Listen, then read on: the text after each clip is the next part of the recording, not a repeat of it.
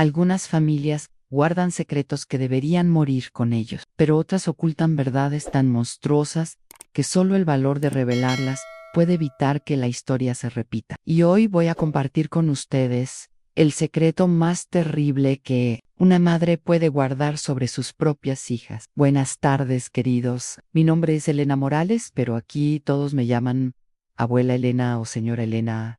Tengo 81 años. Nací en enero de 1943 en un pequeño pueblo del que probablemente nunca hayan oído hablar, Valle Verde, en la campiña de Andalucía, España, donde las familias se conocían desde generaciones y los secretos se guardaban como tesoros enterrados. En el patio trasero, amigos, díganme en los comentarios cuántos de ustedes aún recuerdan hacer jabón con sosa y cenizas, o cuando calentábamos planchas en estufas de leña. Quiero ver cuántas abuelas guerreras como yo hay por ahí. Y si están disfrutando de esta conversación, suscríbanse a Cuentos de los Abuelos, activen la campana de notificaciones y dejen un me gusta para que esta abuela sepa que no está. Hablando sola, nací en una época en la que a las mujeres se les valoraba por lo que podían callar, donde tener hijas gemelas se consideraba una bendición de Dios, pero donde una madre podía amar a una hija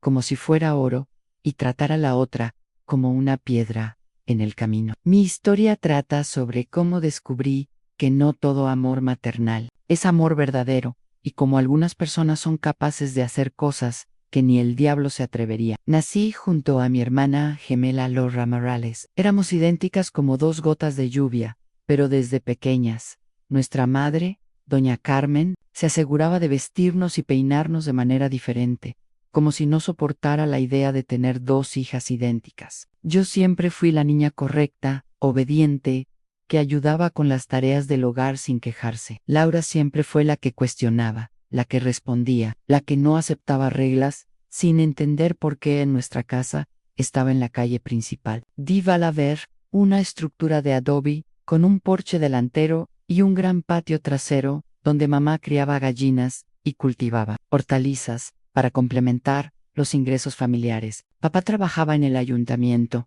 un empleo que en esa época se consideraba muy bueno, y mamá cuidaba de la casa y de nosotras con una dedicación que parecía santa, pero que ocultaba una crueldad que solo con el tiempo llegué a entender. Desde la infancia noté que mamá trataba a Laura de manera diferente a mí.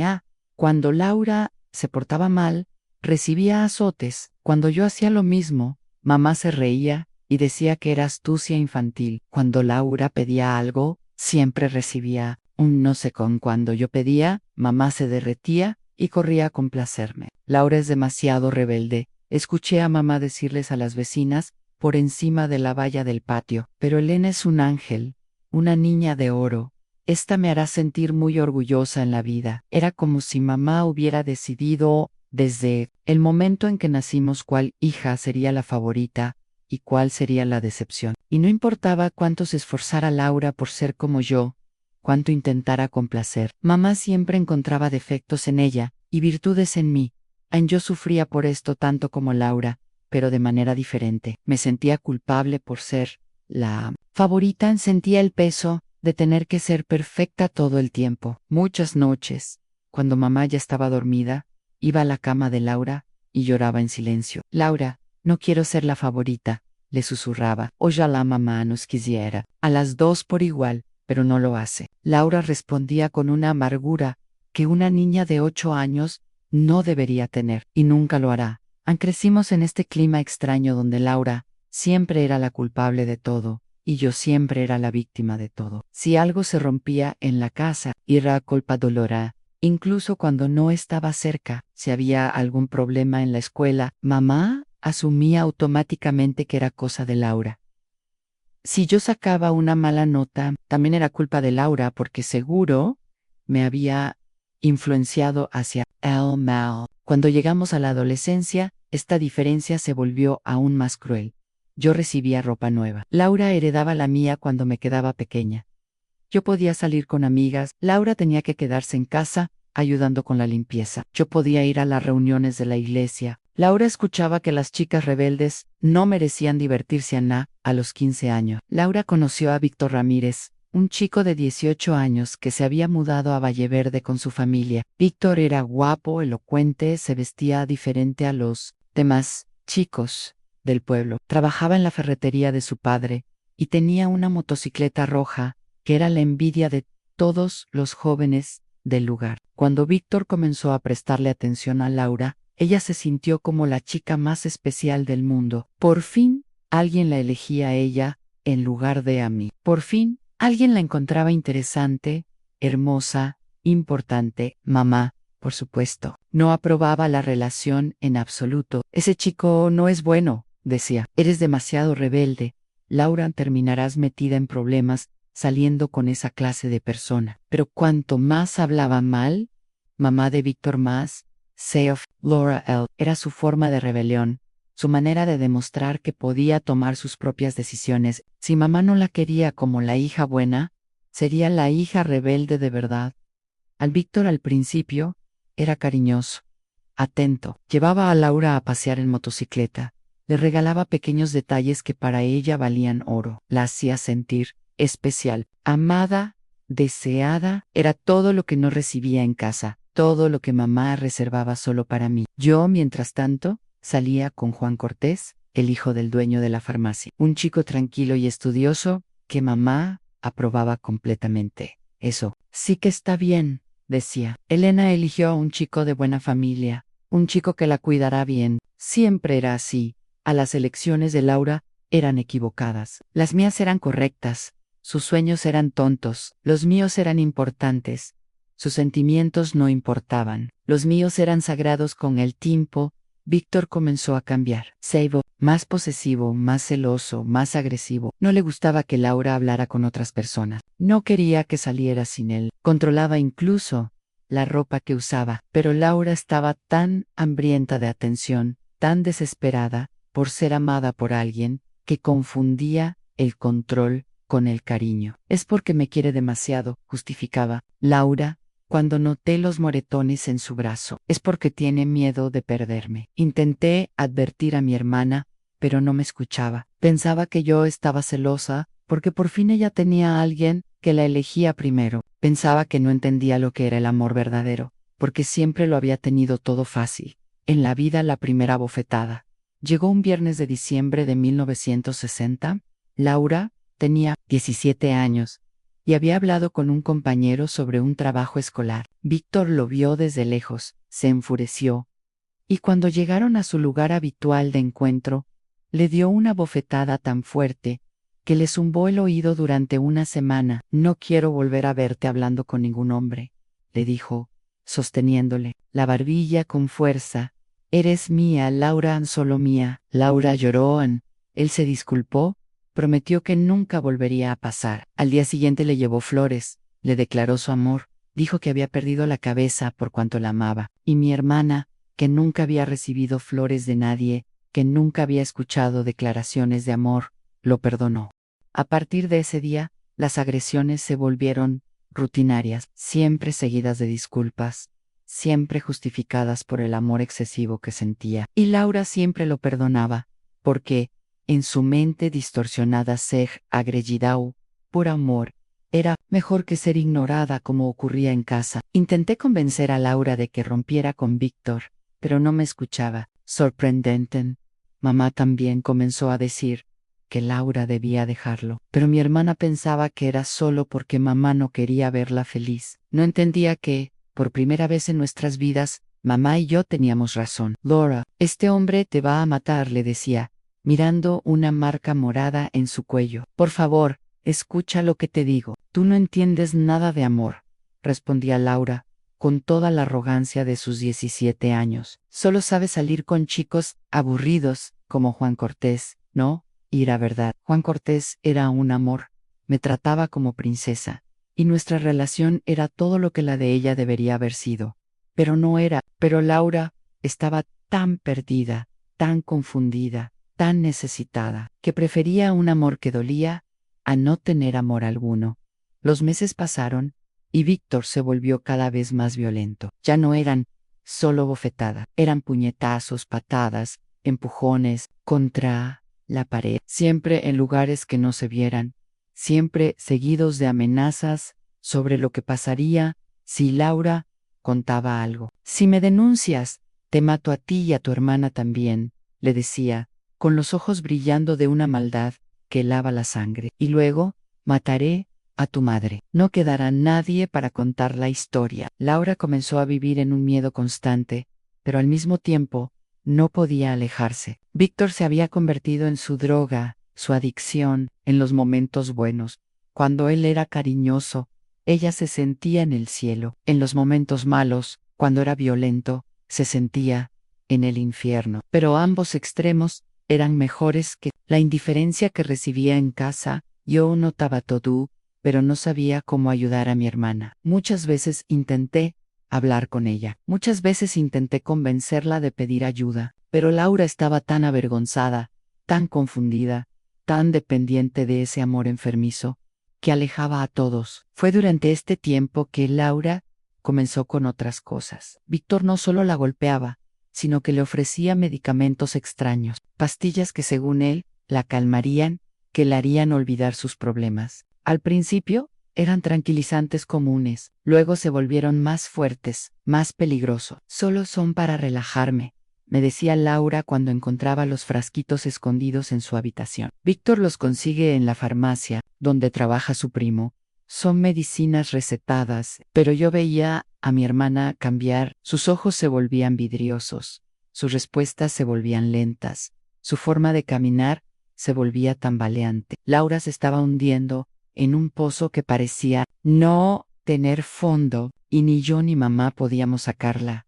A mamá, de hecho, comenzó a preocuparse de verdad cuando notó que Laura estaba diferente. Ya no era solo rebeldía adolescente, era algo más serio, más peligroso. Pero aún así, en lugar de buscar ayuda profesional, mamá prefería fingir que no pasaba nada. Son solo fases, les decía a las vecinas cuando preguntaban por qué Laura estaba tan delgada, tan pálida. Los adolescentes son así. Say, López. Así llegamos a finales de 1961. Laura, completamente perdida, en una relación que la estaba destruyendo lentamente. Yo desesperada, viendo a mi hermana gemela hundirse en un pozo sin fondo, y mamá siguiendo tratando todo como si fuera solo otra. De las rebeldías de Laura que pasaría con el tiempo, nadie imaginaba que lo peor aún estaba por venir, que esa relación enfermiza y las drogas peligrosas evolucionarían hacia algo mucho más oscuro, mucho más fatal, algo que cambiaría nuestras vidas para siempre de una manera que no podíamos imaginar ni en nuestras peores pesadillas. El año 1962 llegó como una tormenta que ves formarse en el horizonte, pero de la que no puedes escapar. Laura estaba cada vez más delgada, pálida, ausente. Las medicinas que Víctor le daba habían evolucionado hacia cosas que ni siquiera sabía que existían.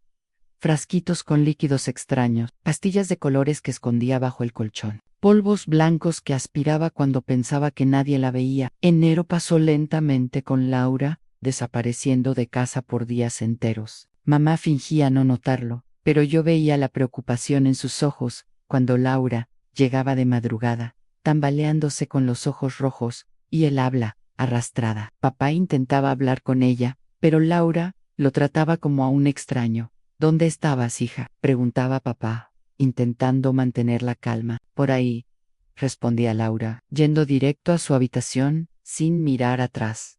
Era como si mi hermana se estuviera convirtiendo en una persona completamente diferente. La Laura rebelde pero cariñosa estaba desapareciendo, y en su lugar emergía alguien que no reconocía, alguien vacío, perdido, que solo cobraba vida cuando Víctor aparecía con otra sorpresita para que probara. En febrero, las cosas empeoraron drásticamente. Laura comenzó a tener episodios extraños. Se despertaba en medio de la noche gritando, con frío, sudando, temblando, como si tuviera fiebre. Otras veces, pasaba días sin dormir caminando la casa como un fantasma, hablando sola, riendo sin motivo. Elena, estoy viendo cosas, me dijo una de esas noches, agarrándome el brazo con fuerza. Alguien me sigue. Hay voces en la pared. Intenté hablar con mamá, le supliqué que llevara a Laura a un médico, a un cura, a cualquiera que pudiera ayudarla, pero mamá estaba más preocupada por lo que pensarían las vecinas que por la salud de su propia hija. No vamos a andar diciendo por ahí que tenemos una loca en la familia, decía. Laura solo está pasando por una fase difícil. Anne se le pasará, pero no se le iba a pasar. O en el fondo, creo que todos lo sabíamos. Anne Víctor seguía apareciendo, pero era diferente. Cuando Laura estaba en los peores momentos de sus episodios, él desaparecía. Solo aparecía cuando ella estaba lo suficientemente bien como para recibir las nuevas drogas que traía. Era como un buitre, esperando el momento justo para atacar. Una tarde de marzo, encontré a Laura en el patio trasero, sentada bajo el naranjo, llorando y hablando con alguien que no estaba allí. Lo siento, Elena, le decía al aire. Lo siento por arruinarlo todo. Lo siento por no ser una mejor hermana. Me acerqué lentamente, con miedo de asustarla. Laura, soy yo, la Elena de verdad. Anne, estoy aquí. Me miró con los ojos vidriosos, como si intentara enfocarme, pero no pudiera. ¿Eres Heao?, preguntó, extendiendo la mano para tocar mi rostro. ¿O eres solo otra de las cosas que solo yo veo? Soy real, Laura, soy tu hermana, y voy a ayudarte a salir de esto. Pero, ¿cómo iba a ayudar una chica de 19 años cuando incluso los adultos de la casa no querían reconocer que había un problema? La respuesta llegó de una manera que nunca esperé. A principios de abril, en una mañana de sábado, me despertó un ruido extraño que venía de la habitación de Laura. Era un gemido bajo, continuo, como si estuviera en un gran dolor. Corrí a su habitación y encontré una escena que me persigue hasta el día de hoy. Laura estaba en el suelo convulsionando, con espuma saliendo de su boca y los ojos en blanco. A su lado, en el suelo, había un frasco vacío y algunas pastillas desperdigadas. Mamá, papá, ayuda, grité con todas mis fuerzas. Papá llegó primero, vio a Laura en el suelo y se quedó helado. Mamá llegó justo después, miró la escena y comenzó a llorar. «Llama al doctor Fernández», gritó papá. Rápido, pero cuando el doctor Fernández llegó, ya era demasiado tarde. Laura había dejado de convulsionar, de gemir, de respirar. Mi hermana gemela, mi otra mitad, se había ido para siempre. A los 19 años, el doctor Fernández, que conocía a nuestra familia desde siempre, examinó a Laura y negó con la cabeza con tristeza. «Fue una sobredosis», le dijo en voz baja papá. Su corazón no lo resistió.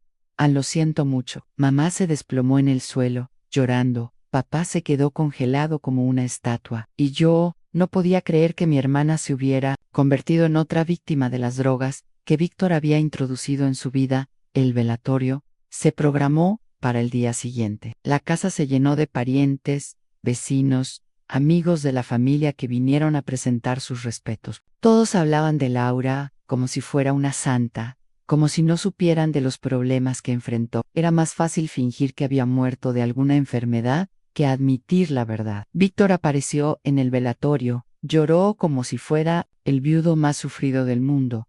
Recibió abrazos y condolencias, como si fuera parte de la familia. Ver a ese monstruo, fingiendo dolor por la muerte de la persona que había destruido, me llenó de un odio que ardía en mis venas. «Lo siento mucho por tu pérdida», decía a quien quisiera escuchar. Laura era una chica especial, la quería mucho en mentiras. Si la hubiera querido, no habría puesto veneno en su vida. Si la hubiera querido, habría buscado ayuda para ella, en lugar de ofrecerle más drogas. Si la hubiera querido, Laura seguiría viva tras el entierro. Cuando los parientes se fueron y la casa volvió al silencio, mamá me llamó para una conversación que cambió mi vida para siempre. «Elena», dijo, sentándose al borde de mi cama, «necesito decirte algo importante, que es, mamá, la muerte de Laura no puede haber sido en vano. Ella tenía una vida por delante, tenía sueños, tenía un novio que la quería». Comencé a sentir un escalofrío en el estómago, como si algo muy malo estuviera por venir. «Mamá, no entiendo. Víctor está sufriendo mucho. Perdió al amor de su vida. Y tú eres idéntica a Laura Neran», gemelas idénticas. El escalofrío en mi estómago se convirtió en hielo puro corriendo por mis venas. Mamá, ¿qué estás tratando de decir? Digo que puedes consolarlo, puedes hacer que se sienta menos solo, puedes continuar lo que Laura comenzó. ¿Estás diciendo que debería salir con Víctor, el hombre que mató a mi hermana con drogas? No hagas como que no entiendes. Víctor quería a tu hermana, lo que pasó fue un accidente, y ahora él necesita cariño, atención, necesita a alguien que le recuerde a Laura Ann. Fue en ese momento que entendí que mamá se había vuelto loca de dolor. No era posible que estuviera sugiriendo que reemplazara a mi hermana muerta en la relación con el hombre que la había destruido. Mamá, esto es una locura. No voy a salir con Víctor. Tengo a Juan Cortés y además, Víctor es peligroso. Sí, lo harás, dijo. Y por primera vez en mi vida, escuché en la voz de mamá una autoridad que me asustó.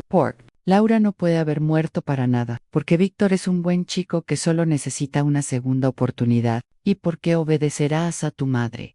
Y si no quiero querrás, porque si no, te irás de esta casa y nunca volverás a poner un pie aquí. Estarás en la calle sin familia, sin hogar, sin nada. Era un ultimátum. O obedecía la locura de mamá, o perdía todo lo que conocía en la vida. En esa época, una chica de 19 años sin familia no tenía a dónde ir, no tenía cómo mantenerse. Era estar en la calle o aceptar lo que se me imponía. Mamá, dame un poco de tiempo para pensar.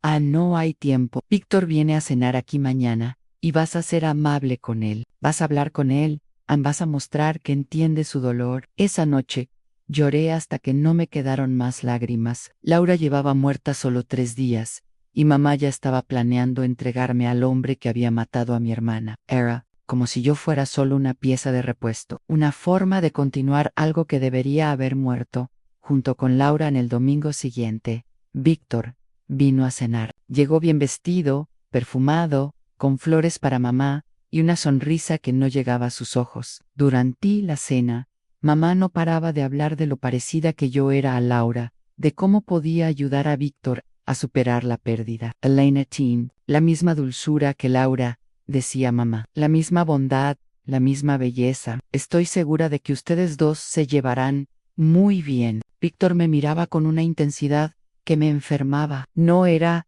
la mirada de alguien en duelo, no era la mirada de alguien que sufría por la muerte de su novia. Era una mirada de hambre, de posesión, de alguien que veía una oportunidad. En efecto, dijo Elena, es muy parecida a Laura. Es como si Laura todavía estuviera aquí. Después de la cena, mamá inventó una excusa para irse y me dejó sola con Víctor en la sala. Fue entonces cuando él mostró quién era realmente. Tu madre me habló de su idea, dijo, acercándose a mí en el sofá, y me pareció brillante. Puedes ser mi nueva Laura. No soy Laura y nunca lo seré. No necesitas serlo, solo necesitas fingir que lo eres. Fue entonces cuando entendí que no era solo la locura de mamá, era un plan conjunto, una conspiración entre ella y Víctor para transformarme en un sustituto de mi hermana muerta. Mamá quería mantener la ilusión de que Laura seguía viva, y Víctor quería tener a alguien a quien seguir controlando y abusando, y si no acepto, es porque tu madre necesita esto para no volverse completamente loca, y porque puedo hacer de tu vida un infierno si no cooperas. La amenaza era clara. No solo era mamá chantajeándome con echarme de casa, era Víctor amenazándome con la misma violencia que le había hecho a Laura esa noche. Después de que Víctor se fue, mamá vino a mi habitación con una caja en las manos. Traje la ropa de Laura, dijo, mañana empezarás a usarla. Mamá, esto no está bien. Está perfectamente bien. Laura lo habría querido así. Querría que cuidaras de Víctor, que lo hicieras feliz. Era una mentira. Laura habría estado horrorizada ante la idea de que me involucrara con Víctor. Pero mamá había creado una fantasía en su cabeza donde todo tenía sentido, donde Laura seguía viva a través de mí. Y así comenzó mi pesadilla, con una madre en total negación por la muerte de su hija favorita y un asesino, disfrazado de novio en duelo, conspirando juntos para convertirme en el fantasma de mi propia hermana. Espero que estén disfrutando de mi historia personal. Para los guerreros que siguen prestando atención a esta parte de mi relato, comenten Jesús abajo. Quiero ver quién está realmente interesado en mi historia. Estoy muy feliz de saber que alguien me está escuchando al otro lado de la pantalla. En el lunes siguiente me desperté y encontré a mamá sentada al borde de mi cama, sosteniendo un vestido azul que reconocí de inmediato. Era el vestido favorito de Laura, el que usaba cuando quería sentirse bonita. Ponte esto, dijo mamá, con una voz que no admitía discusión. Víctor vendrá a recogerte para salir en un rato. Mamá, no puedo usar la ropa de Laura. Murió hace menos de una semana. No murió,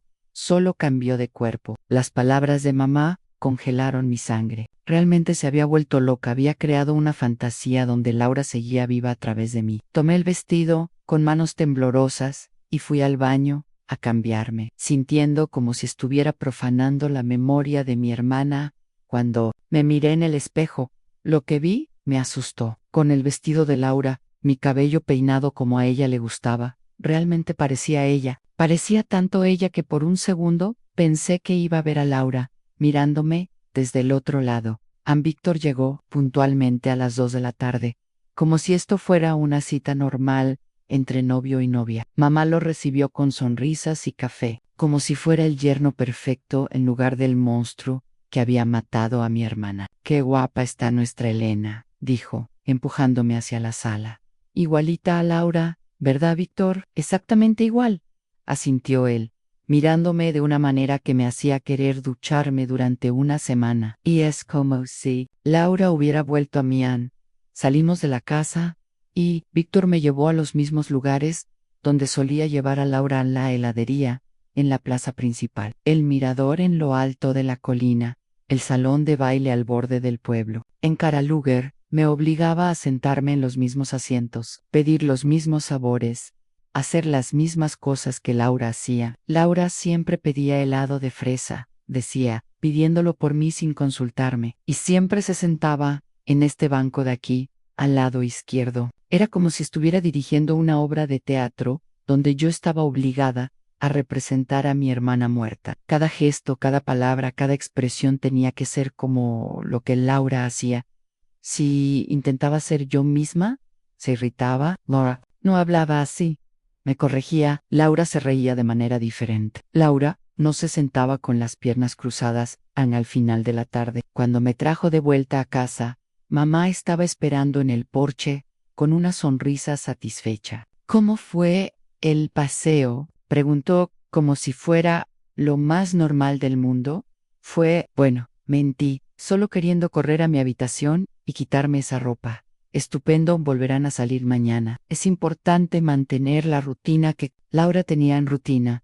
Qué palabra tan terrible. Descubrí esa noche que mamá y Víctor habían planeado todo hasta el más mínimo detalle. Tendría que usar la ropa de Laura, ir a los lugares donde ella iba, hacer las cosas que ella hacía. Era como si quisieran borrarme por completo y poner el fantasma de Laura en mi lugar. En los días que siguieron, la situación empeoró. Mamá sacó toda mi ropa del armario y puso la de Laura, cambió mi peinado para que fuera como el de ella. Me obligó a usar el perfume que Laura usaba, el lápiz labial que le gustaba, incluso los pendientes que eran de ella. «Ahora sí que estás bien», decía, mirándome como si fuera una muñeca que estaba vistiendo. «Ahora estás perfecta». «¿Perfecta para qué?». «Para ser la copia de una persona muerta, para satisfacer la fantasía enfermiza de una madre que no podía aceptar la muerte de su hija favorita».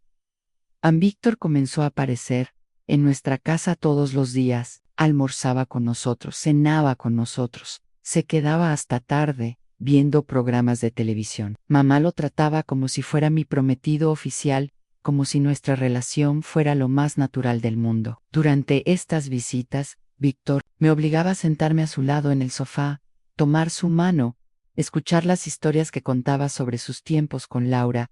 Eran historias distorsionadas, donde se pintaba como el novio perfecto y a Laura como la novia problemática que no podía. Control. Laura tenía esos episodios le decía a mamá mientras me apretaba la mano con fuerza, pero en el fondo era una buena chica. Igual que Elena aquí en Mentiras, a Laura nunca tuvo episodios hasta que conoció a Víctor y las drogas que Ella, pero mamá se tragaba sus palabras como si fueran verdades sagradas, asintiendo con la cabeza y estando de acuerdo con todo.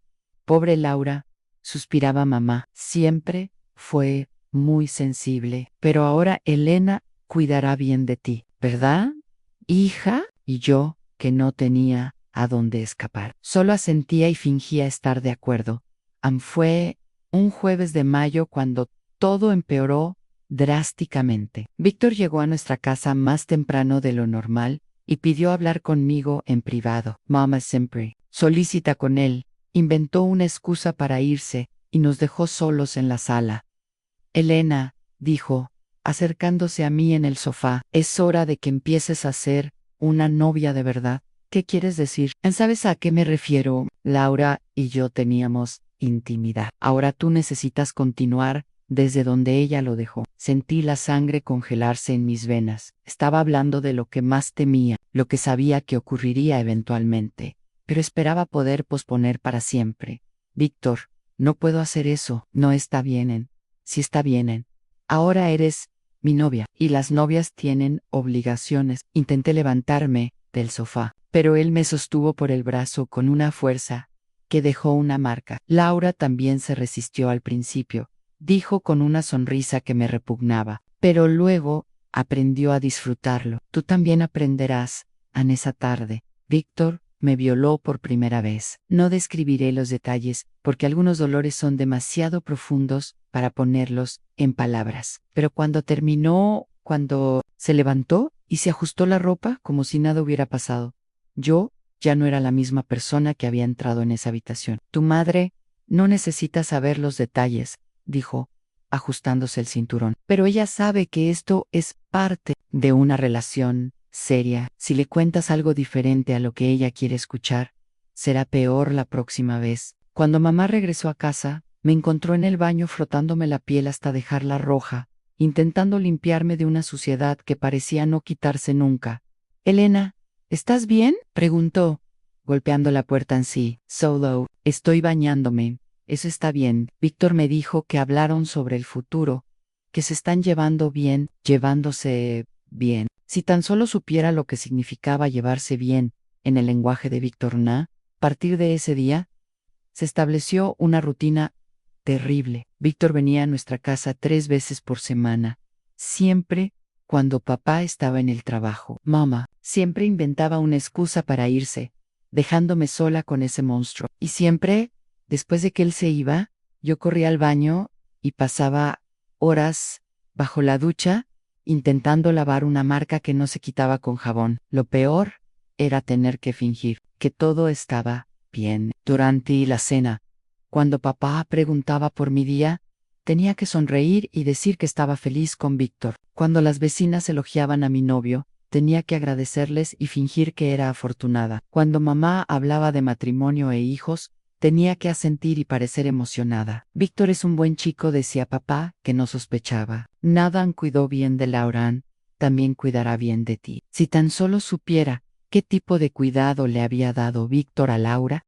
Las semanas pasaron, y me di cuenta de que estaba perdiendo pedazos de mí misma cada día. Por las mañanas, al despertar, pasaba unos minutos confundida, sin saber si era Elena o Laura, en su ropa, en mi cuerpo, su perfume en mi piel, los lugares que me obligaban a frecuentar. Todo conspiraba para hacerme olvidar quién era realmente. Víctor notó esta confusión y comenzó a usarla a su favor. Cuando me resistía a algo, decía a Laura, le gustaba esto. Laura hacía esto, tienes que ser como Laura. Y mamá siempre estaba presente para reforzar la fantasía. Elena, necesitas esforzarte más para ser como tu hermana. Víctor está sufriendo. Necesita sentir que Laura sigue aquí.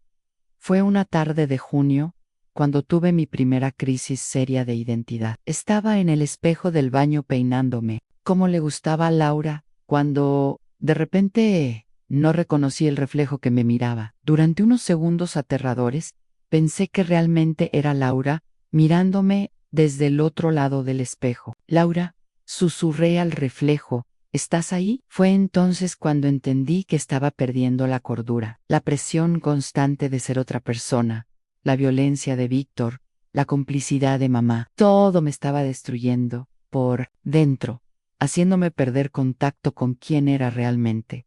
Comencé a tener pesadillas todas las noches. Soñaba que Laura venía a visitarme y me acusaba de robarle su vida.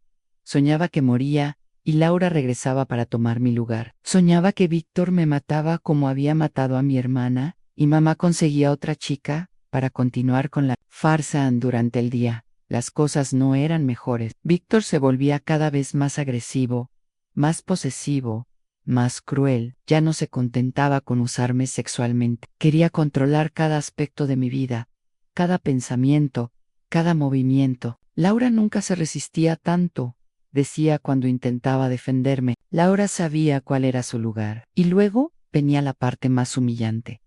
Después de violarme, me obligaba a agradecerle. Di que te gustó, ordenaban, di que me quieres. Dilo como lo decía Laura, palabras que nunca salieron de la boca de Laura, porque estaba muerta, cuando no pudo soportar más lo que él le hacía. Pero yo estaba viva, y tenía que decir esas palabras para sobrevivir un día más.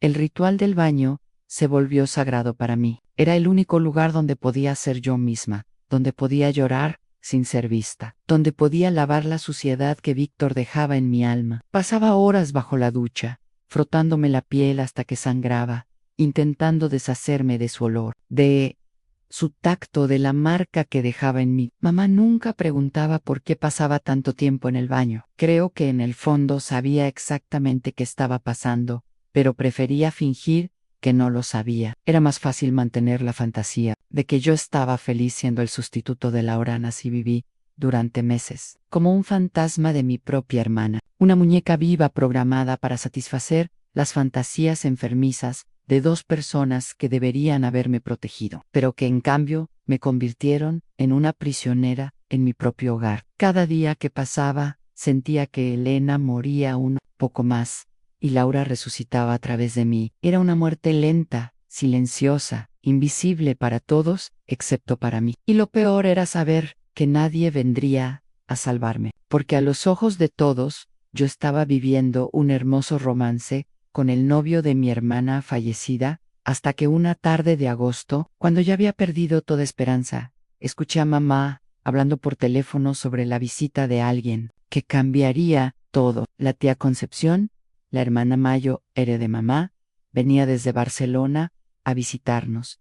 A la tía Concepción llegó una tarde calurosa de agosto de 1962, bajándose del autobús desde Barcelona con dos maletas grandes y la actitud de alguien acostumbrado al mundo exterior. Era la hermana Mayo, era de mamá, pero las dos eran completamente diferentes. Donde mamá era sumisa y callada, la tía Concepción era firme y habladora. Donde mamá aceptaba todo sin cuestionar, Concepción cuestionaba todo sin aceptar. Jaque, 5 años que no nos visitaba, y apenas recordaba cómo era, pero cuando la vi bajarse de ese autobús, con el cabello bien arreglado, un vestido moderno de ciudad y tacones altos que hacían ruido en el suelo de tierra de la estación, supe de inmediato que nuestra casa sería diferente mientras ella estuviera aquí. Mamá había estado nerviosa desde la mañana, limpiando la casa de arriba a abajo, cambiando las toallas, arreglando flores en el jarrón de la sala. Era como si la visita de la tía Concepción fuera una inspección que necesitaba aprobar. Elena, ve a cambiarte ese atuendo, dijo mamá, cuando Concepción estaba llegando. Ponte el vestido azul de Laura, el que más te gusta. Era una mentira. Odiaba ese vestido. Odiaba todo lo que había sido de Laura. Pero obedecí, como siempre obedecía. Y cuando la tía Concepción entró en nuestra casa, yo estaba vestida como mi hermana muerta. Una vez más, lo primero que hizo la tía Concepción fue mirarme de arriba a abajo con una expresión extraña, como si algo no encajara. ¿En su cabeza? Elena preguntó, estudiándome cuidadosamente. Dios mío, cómo has crecido. Estás diferente. Es porque ahora estás saliendo con alguien, explicó mamá rápidamente. Con Víctor, que era el novio de Laura, se enamoraron. Después de que la pobre murió. La tía Concepción frunció el ceño, pero no dijo nada en ese momento. Solo siguió mirándome de una manera que me hacía sentir incómoda, como si estuviera intentando descifrar un rompecabezas. Durante la cena, papá le contó a la tía Concepción sobre la muerte de Laura, sobre lo difícil que había sido para toda la familia, sobre cómo Víctor y yo nos habíamos acercado tras la tragedia. Era una versión romantizada de los hechos, una historia bonita que ocultaba la terrible verdad de lo que realmente estaba pasando. ¿Y este Víctor? Regan, la tía Concepción, ¿cómo es? ¿Cuántos años tiene? Es un chico muy bueno, respondió mamá. Cuidó muy bien de Laura. Ahora cuida de Elena. Tiene 22 años. Trabaja en la tienda de su padre. Muy responsable. Dijo la tía Concepción, pero por su cara podía ver que no estaba muy convencida.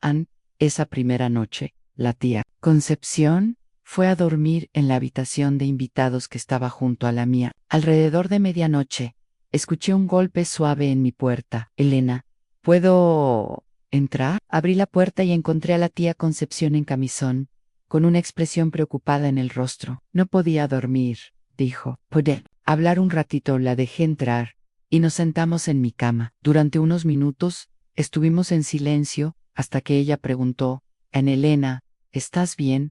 ¿De verdad? La pregunta me tomó por sorpresa. Había pasado tanto tiempo, desde que alguien me preguntó cómo estaba realmente, que por un momento no supe cómo responder. Estoy bien, tía Concepción. ¿Estás segura? Porque pareces, no sé cómo explicarlo, pareces atormentada. Atormentada, la palabra era perfecta. Estaba atormentada por el fantasma de mi propia hermana, obligada a vivir su vida, a salir con su hombre, a ser ella, en lugar de ser yo. Es solo que todavía estoy triste por la muerte de Laura. Mentí. Y esta relación con su exnovio, ¿cómo empezó? Surgió naturalmente. Nos consolamos mutuamente. La tía Concepción me miró durante mucho tiempo, como si intentara leer algo escrito en mi frente. Elena, si alguna vez necesitas hablar de algo, puedes confiar en mí, ¿entiendes? Esas palabras plantaron una semilla de esperanza en mi corazón. Por primera vez en meses, sentí que tal vez había encontrado a alguien que podía ayudarme, pero aún tenía demasiado miedo, estaba demasiado condicionada para guardar secretos, para contar la verdad.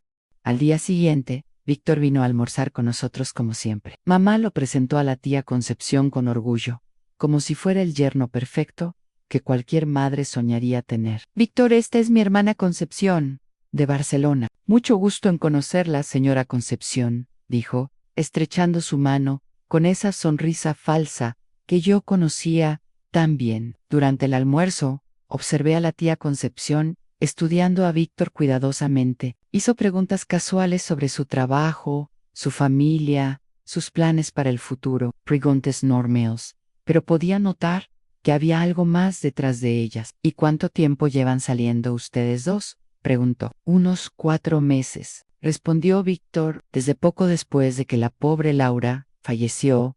En 4 meses. Suficiente tiempo para conocer bien a una persona. Conozco a Elena muy bien, dijo, mirándome de una manera posesiva que me dio escalofríos. Es exactamente como era Laura, dulce, obediente, cariñosa. La tía Concepción notó cómo me miraba, notó cómo me encogía. Cuando dijo esas palabras, vi una sombra pasar por sus ojos, una sospecha formándose. Después del almuerzo, Víctor me llamó para hablar en la sala, como siempre hacía. La tía Concepción dijo que iba a descansar en su habitación, y mamá inventó una excusa para ir a cuidar de las gallinas en el patio trasero. Pero esta vez, algo fue diferente.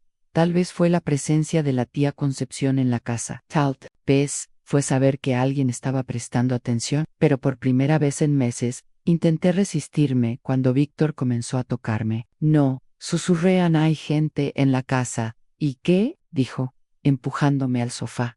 Tu tía está durmiendo. Tu madre está en el patio. Nadie lo sabrá.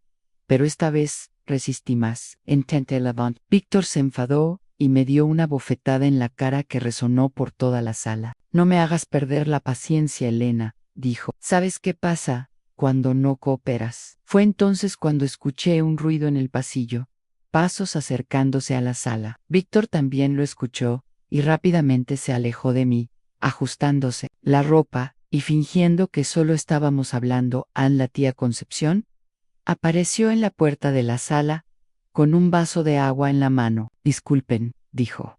Solo vine a buscar agua de la cocina, pero por sus ojos supe que había oído la bofetada. Había notado mi cara roja. Había observado cómo Víctor se alejó rápidamente de mí. Pasó por la sala lentamente, mirándome con atención, y vi que su expresión había cambiado por completo. Cuando Víctor se fue esa tarde, la tía Concepción me llamó para ayudarla a organizar la ropa en su maleta. Pero en lugar de hablar de ropa, cerró la puerta de la habitación y se volvió hacia mí con una seriedad que me asustó. Elena, necesito saber algo. ¿Este hombre te está haciendo daño? La pregunta fue directa, sin rodeos, sin escapatoria. Por unos segundos me quedé paralizada, sin saber si debía mentir como siempre lo hacía, o si finalmente podía decir la verdad. Tía Concepción, yo. No me mientas, hay la marca en tu cara. Escuché la bofetada que te dio. ¿Este hombre te pega? Comencé a llorar. Después de meses de guardar todo dentro de mí, las lágrimas salieron como una presa que se rompean. No es como mamá piensa. Logré decir entre sollozos. Es peligroso en él. Él me obliga a hacer cosas. ¿Qué tipo de cosas? No, Pure Habler. Estaba demasiado condicionada para guardar secretos, demasiado traumatizada para poner en palabras lo que Víctor me hacía. Pero la tía Concepción era inteligente, experimentada. No necesitaba que lo explicara todo para entender. Dios mío, susurró. Elena, ¿tu madre sabe de esto? Ella quiere que sea como Laura. Quiere que continúe la relación. De Laura dice que es por el bien de todos. La tía Concepción se quedó en silencio durante mucho tiempo, procesando lo que acababa de contarle. Cuando habló de nuevo, su voz estaba cargada de una ira que nunca había oído antes. Esto no es una relación, Elena Ann, esto es un crimen, y tu madre está siendo cómplice de un crimen. Pero tía Concepción, no tengo a dónde ir. Sí, no obedezco. Mamá me echa de la casa. No necesitarás obedecer nada, nunca más. Yo me encargaré de esto. En los días que siguieron, la tía Concepción comenzó una investigación silenciosa. Observaba todo, prestaba atención a cada detalle, hacía preguntas aparentemente inocentes que revelaban mucho sobre la situación real en nuestra casa. Notó cómo mamá siempre me vestía con la ropa de Laura.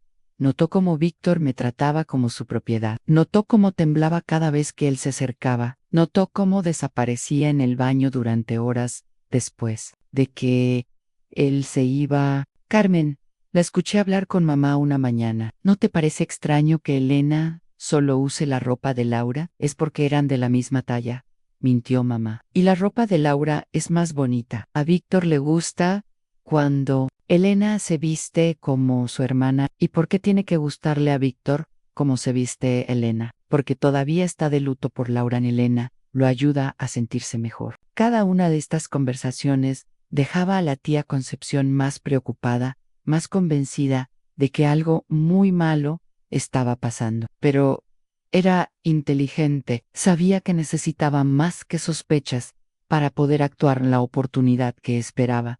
Llegó un jueves de septiembre. Víctor había llegado más temprano de lo normal y estaba particularmente agresivo.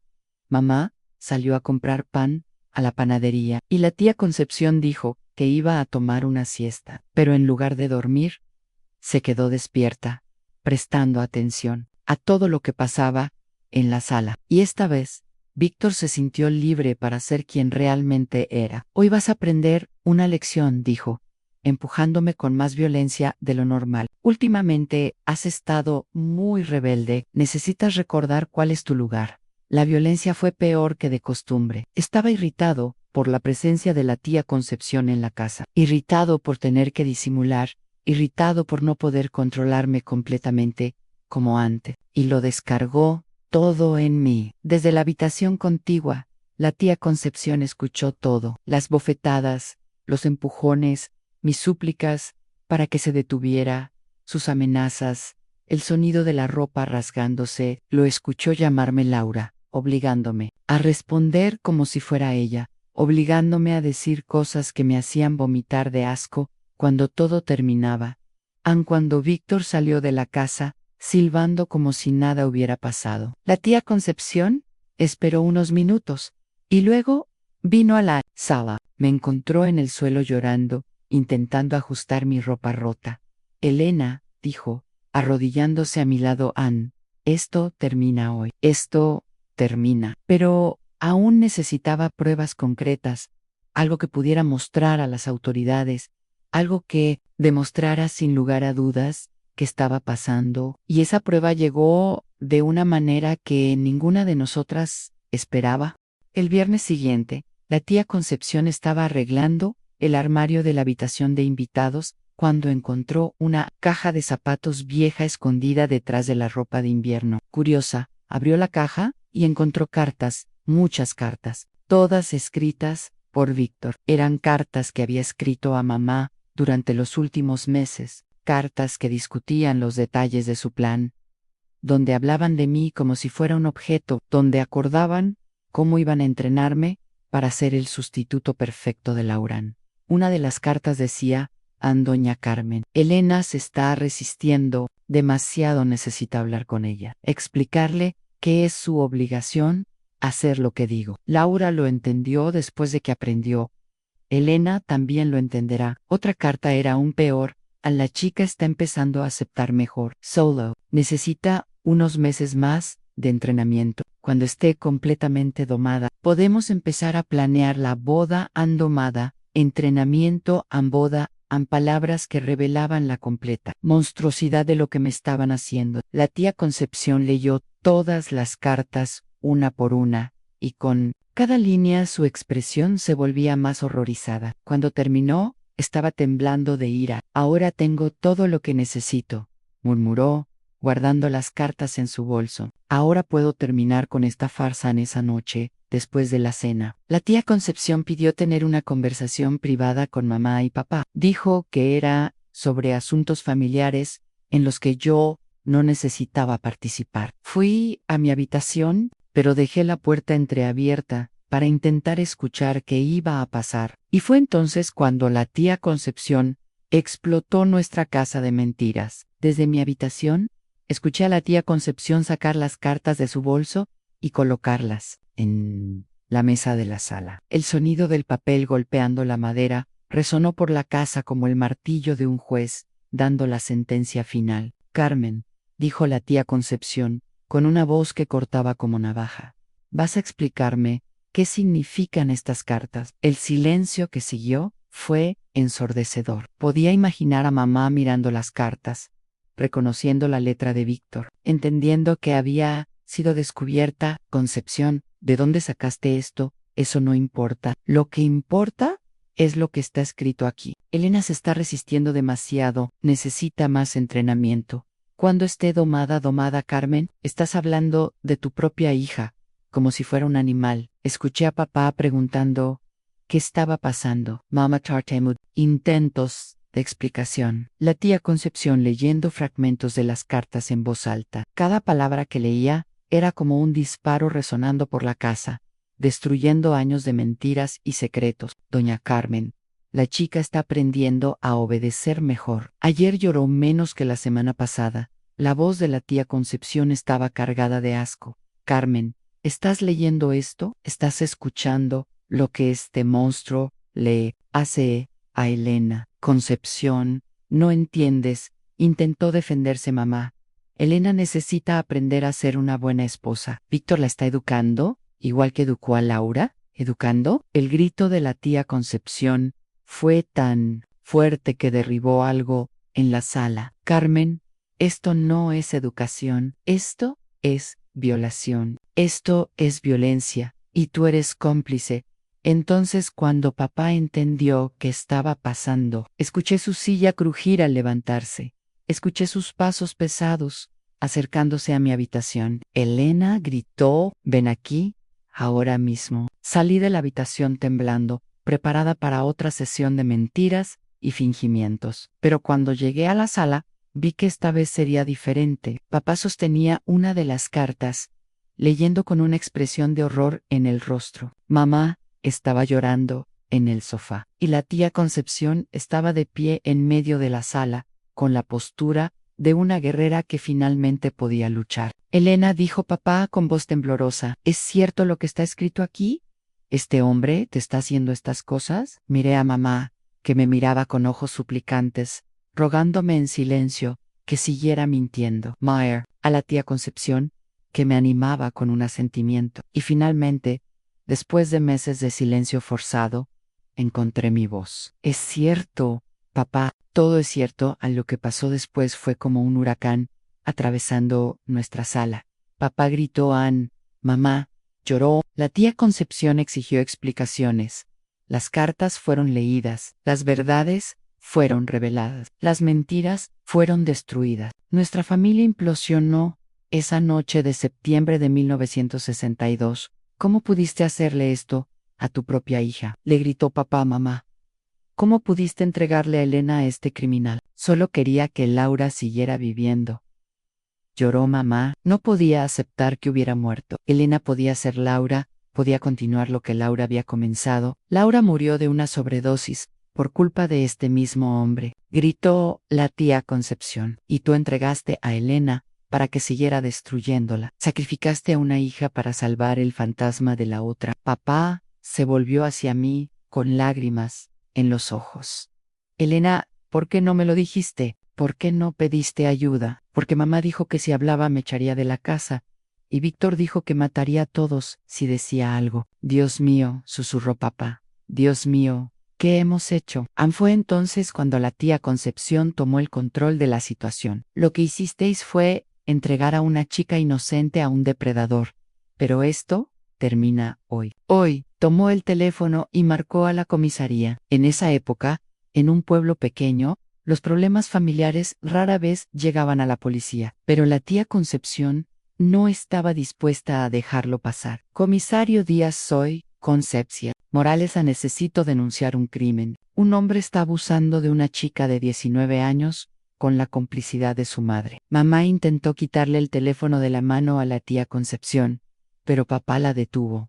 No, Carmen, basta. Esto tiene que resolverse en el comisario. Díaz llegó una hora después, acompañado de 2 agentes. Era un hombre conocido por la familia, que había crecido en Valleverde, y conocía a todos en el pueblo. Cuando vio las cartas, cuando escuchó mi testimonio, cuando entendió qué estaba pasando realmente, su expresión cambió por completo. Señor Morales, le di yo a papá, esto es un asunto policial. ¿Tendremos que arrestar a este joven? ¿Y mi esposa? Preguntó papá, mirando a mamá con una mezcla de ira y tristeza. Ella es cómplice de todo esto. Investigaremos también su implicación.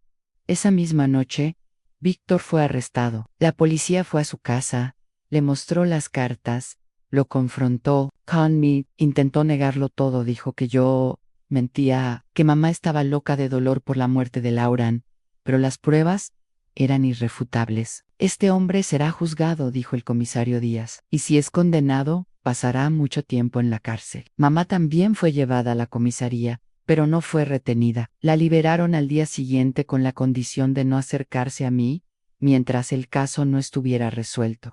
Cuando regresó a casa, era una persona diferente. Había envejecido 10 años en una noche. El peso de lo que había hecho, la vergüenza de haber sido descubierta, la culpa de haber entregado a su propia hija a un monstruo. Todo eso había roto algo dentro de ella. Elena dijo, arrodillándose frente a mí, perdóname, por favor, perdóname. No pude responder. Parte de mí quería perdonar porque seguía siendo mi madre, pero otra parte, la que había sufrido durante meses, la que había sido violada y humillada, no podía olvidar.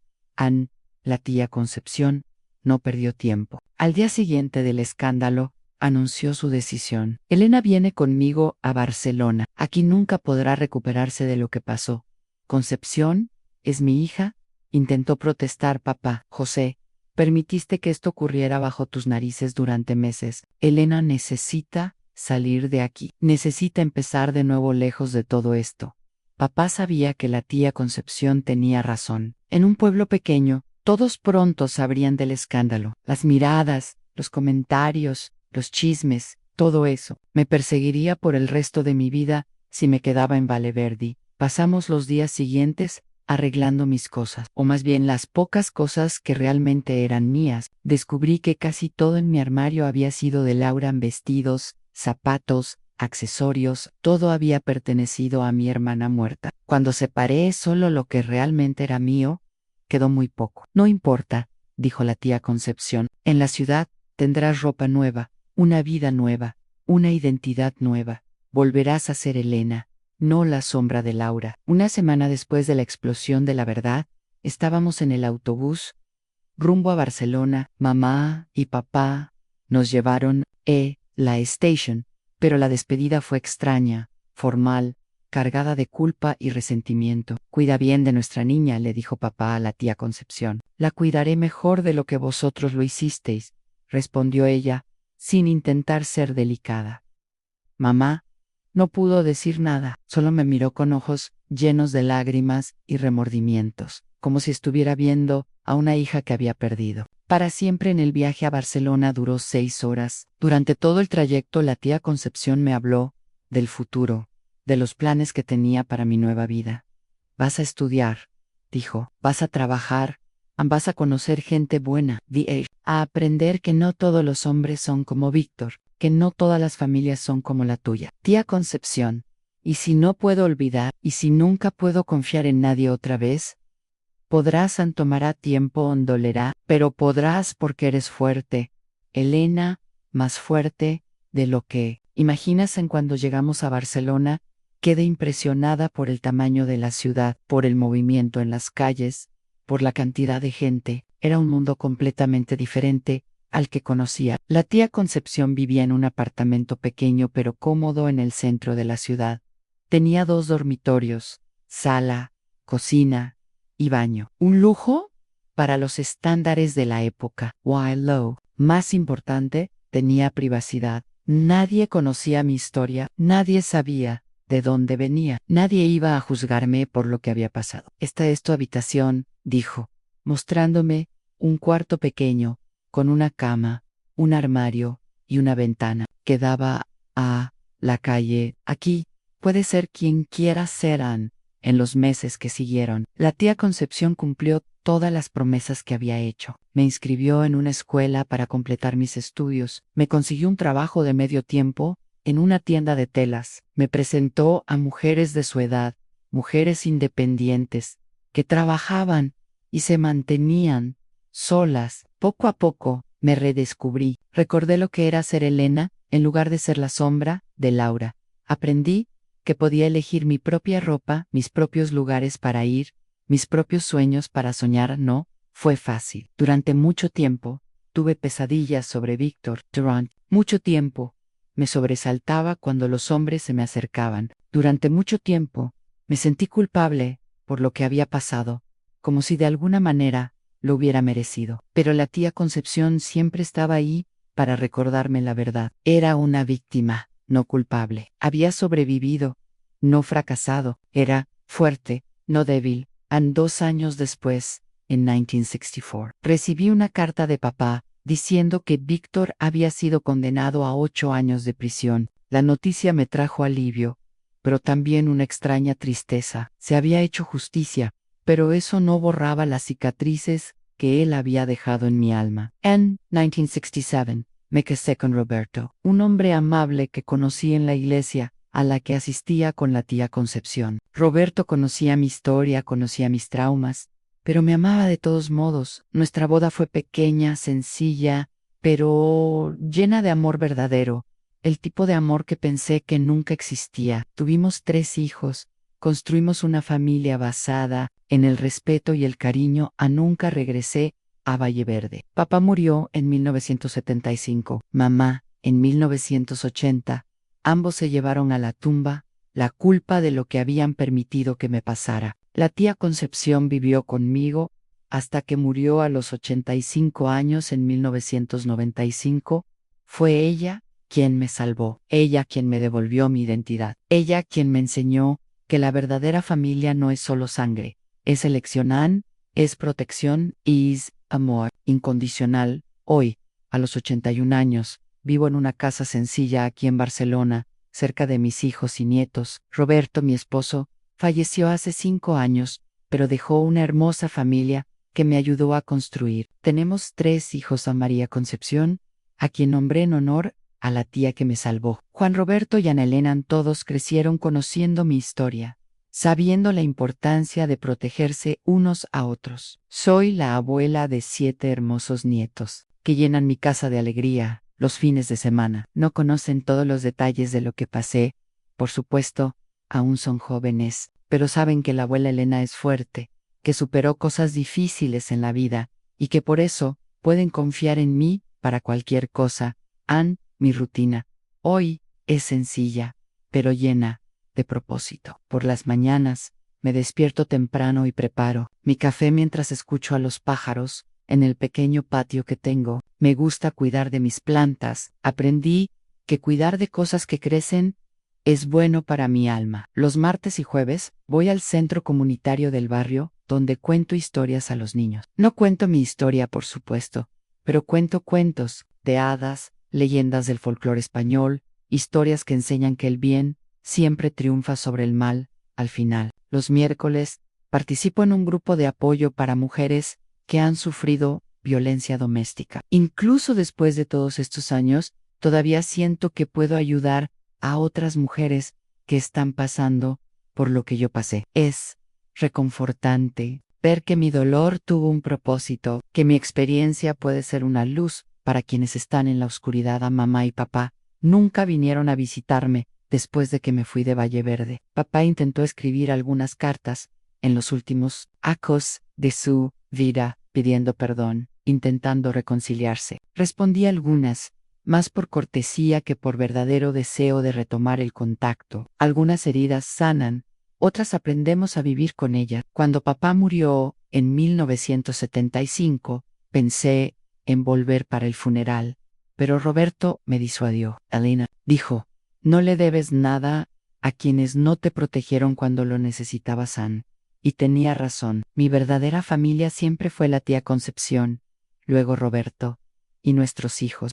Víctor salió de prisión en 1972, después de cumplir 8 años. Me enteré por casualidad, a través de conocidos que aún vivían en Valeverde. Dicen que nunca volvió a ser el mismo, que salió de la cárcel como un hombre roto, avergonzado, se mudó a otra región. Nadie volvió a saber de él. Espero que haya aprendido la lección y nunca haya vuelto a hacerle daño a ninguna mujer. Lo que más me enorgullece en mi vida hoy es ver cómo crié a mis hijos. Los eduqué para respetar a las mujeres, para entender que no significa no, para proteger a los más vulnerables. Mi hijo Juan Roberto se convirtió en abogado y trabaja con casos de violencia doméstica. Dice que se inspiró en la historia de su madre. María Concepción se convirtió en psicóloga y atiende a mujeres víctimas de abuso. Ana Elena es maestra y siempre está atenta a sus alumnos buscando señales de que un niño está sufriendo. En casa a veces bromeo que mi tragedia generó una familia entera de personas que protegen a otras personas en los fines de semana. Cuando todos se reúnen, aquí en mi casa, siento una paz que no sabía que era posible sentir cuando era joven. Ver a mis nietos jugando en el patio, escuchar a mis hijos riendo en la cocina, saber que construí una familia basada en el amor y el respeto, esto me da la certeza de que todo valió la pena. Todavía tengo días difíciles, por supuesto. A veces me despierto en medio de la noche con pesadillas sobre el pasado. A veces veo alguna noticia en la televisión sobre abuso y me quedo pensativa durante días. Pero he aprendido que esto es parte de quién soy y que no necesito avergonzarme de mis cicatrices. Una cosa que descubrí con la edad es que contar mi historia ayuda no solo a quienes escuchan, sino principalmente a mí misma. Durante guardé todo dentro de mí, pensando que olvidar era mejor que recordar, pero descubrí que hablar de lo que pasé es liberador. Es una manera de transformar el dolor en esperanza. Por eso comencé a grabar estos videos. Por eso decidí compartir estos recuerdos íntimos con ustedes, porque sé que en algún lugar hay una nueva Elena pasando por lo que yo pasé, necesitando escuchar que es posible sobrevivir, que es posible reconstruirse, que es posible ser feliz. Después del trauma, mi casa hoy es pequeña, pero está llena de amor. Mi vida es sencilla, pero es mía. Mi voz a veces tiembla cuando cuento estas historias, pero es una voz libre, una voz que nadie podrá silenciar nunca más. Y es esta libertad, esta paz conquistada, después de tanto sufrimiento, lo que quiero compartir con cada uno de ustedes que me están escuchando, porque sin importar por lo que estén pasando, sin importar cuán imposible parezca la situación, siempre hay una salida. Hoy me despierto cada día, agradecida por haber sobrevivido, por haber encontrado a la tía Concepción en el momento justo, por haber tenido el coraje de decir la verdad cuando ella me dio esa oportunidad. Sé que muchas mujeres no tienen la suerte que yo tuve, no encuentran a una persona dispuesta a arriesgar todo para salvarlas. Por eso siento que tengo una responsabilidad. Cada historia que cuento aquí, cada palabra que comparto con ustedes, es mi manera de ser la tía Concepción de alguien. Y es mi manera de extender una mano a quienes lo necesitan, incluso si es a través de una pantalla. Mi rutina sencilla aquí en Barcelona me trae una felicidad que no sabía que existía cuando era joven. Cuando veo un programa de televisión y aparece una escena de violencia doméstica, mis hijos siempre me preguntan si estoy bien, si quiero cambiar de canal, pero no lo cambio. Miro y rezo por las mujeres que están viviendo eso en la vida real. A veces recibo cartas de personas que han escuchado mi historia en otros lugares, mujeres que me agradecen por darles el coraje para denunciar a sus abusadores. Guardo esas cartas en una caja especial, y cuando tengo días difíciles, las leo todas de nuevo. Me recuerdan que mi dolor sirvió para un buen propósito. Lo que más me emociona es cuando mis nietas, que ya son señoritas, vienen a hablarme sobre relaciones. Siempre les digo, Ann, el amor no duele, el amor no daña, el amor no humilla. Si alguien dice que te ama, pero te hace sufrir, esa persona está mintiendo. Por eso sigo contando mi historia. Incluso después de todos estos años, Pork SRQ, en algún lugar hay otras chicas pasando por lo que yo pasé. Hay otras familias guardando secretos monstruosos. Hay otros depredadores aprovechándose de la vulnerabilidad de aquellos a quienes deberían proteger. A mi historia prueba que siempre hay una salida, siempre hay alguien dispuesto a ayudar, siempre hay esperanza, incluso en la situación más desesperada. A veces, esa ayuda viene de donde menos lo esperamos. En mi caso, vino de una tía que tuvo el coraje de ver la verdad y actuar. Si has llegado hasta aquí, muchas gracias por escucharme, por darme fuerza para compartir estos recuerdos dolorosos. Si esta historia tocó tu corazón de alguna manera, deja un me gusta para que esta abuela sepa que no habló sola. Y suscríbete a Cuentos de los Abuelos. No sabes cuánto alegra el corazón de una anciana como yo. Espero que todos los que siguen viendo, comenten Jesús abajo. Quiero ver quién está realmente interesado en mi historia, porque la vida nos enseña que siempre hay una luz al final del túnel. Siempre hay alguien dispuesto a tendernos una mano. Siempre hay una manera de romper las cadenas que nos atan. Lo importante es nunca dejar de buscar esa luz, nunca dejar de creer que vendrán días mejores. Gracias por acompañarme en este viaje. Siempre recuerda, eres más fuerte de lo que imaginas.